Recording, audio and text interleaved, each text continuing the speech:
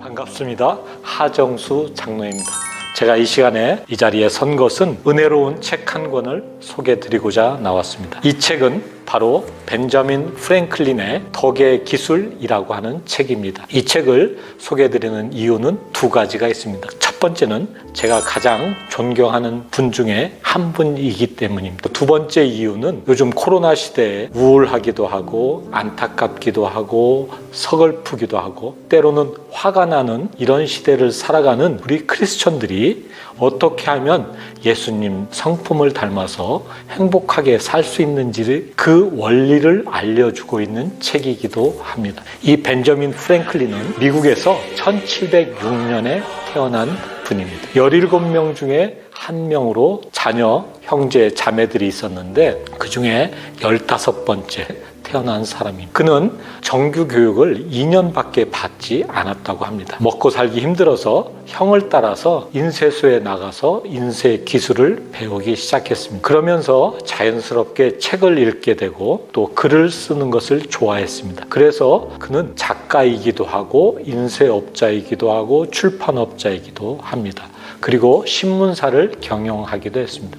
나중에 이분이 유명해져서 정치가의 길도 걷고요. 또 외교관으로 나가서 유럽, 프랑스의 미국 대사로 가서 수고도 했습니다. 그의 특별한 이력 중에는 과학자이기도 하고 발명가이기도 합니다.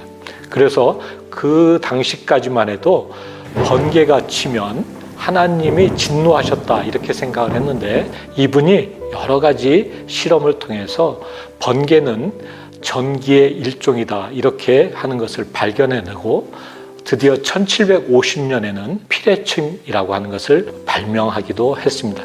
17년간 노력해서 교회 건물이나 또는 가정주택에 피레침을 상업화하는 데 노력을 다했습니다. 그리고 또 한 가지, 제가 쓰고 있는 이 안경이 다초점 렌즈인데요. 이 다초점 렌즈를 발명하기도 했던 발명가입니다. 이렇게 유명해진 이분은 미국의 독립선언서하고 헌법을 기초하는 데 크게 이바지했습니다.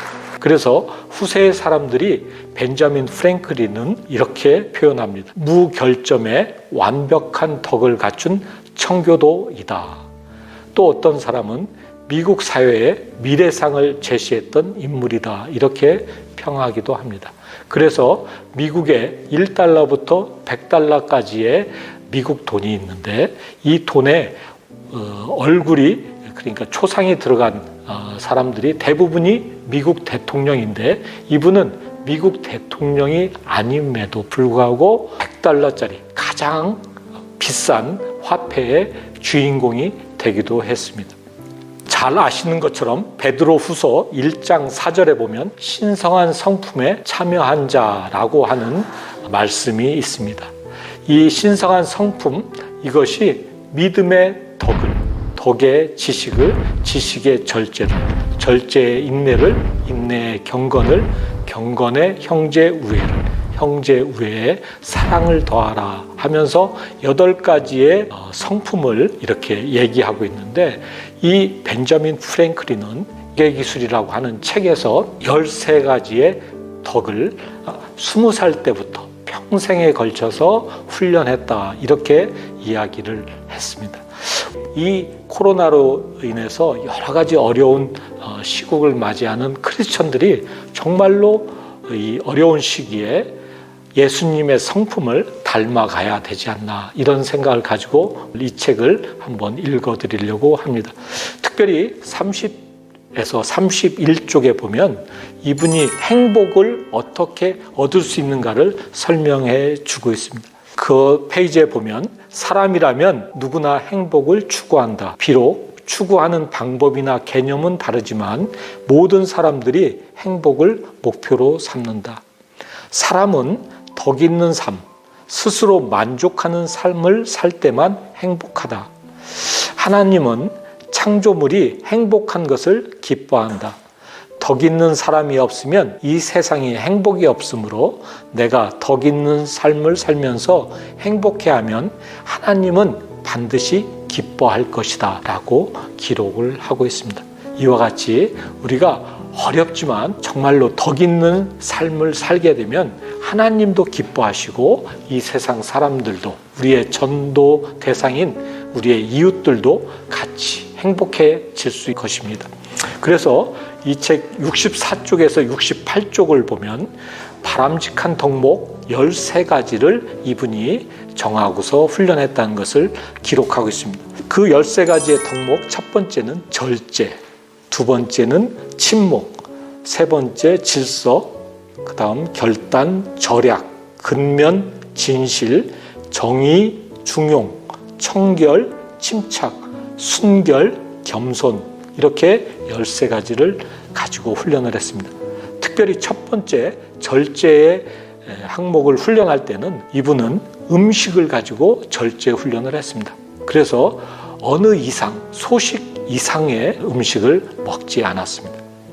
그리고 두 번째, 침묵, 이렇게 훈련할 때는 아예 말을 안 하는 것이 아니라 다른 사람들을 칭찬하고 격려해주고 다른 사람들에게 덕이 되는 말 이외에는 절대 침묵한다, 이렇게 생각을 하고 언행을 조심을 했습니다.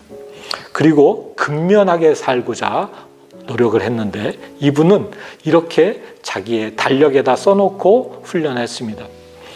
게으름은 너무 느려서 가난이 쫓아와서 가난한테 잡히게 된다.